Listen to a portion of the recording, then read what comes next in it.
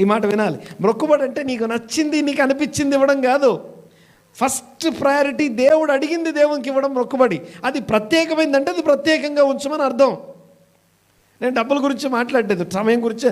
నీవు నాకు ఇచ్చిన సమయంలో ఇదిగో ఈ మొక్కుబడి చేసుకుంటున్నానయ్యా, ఇది నీది, నేను ముట్టుకోను అందులో, నేను తీసుకోను అందులో.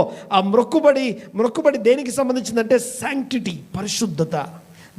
అది నేను రెగ్యులర్గా వాడే దాంట్లో వాడను, నేను రెగ్యులర్గా యూజ్ చేసే దాంట్లో నేను వాడను. అంతేకాదు వారంలో ఒకరోజు కంప్లీట్గా నీ కొరకు పెడతాను. ప్రతిష్ఠితమైనటువంటి ఆ మొక్కుబడిని ఈ యొక్క సమూయేలు జీవితంలో చూస్తాం. ఆ రోజు నుండి మొక్కుబడి అనేది మొదటి అంశం సమూయేలు జీవితంలో. ఎందుకు ప్రార్థన చేయి వారిలో సమూయేలే ఉన్నాడు, నువ్వు నేను ఎందుకు లేము అంటానికి కారణం ఆ ప్రతిష్ఠితము మొక్కుబడి, లేకపోతే శాంక్టిఫైడ్ అని అర్థం. ప్రత్యేక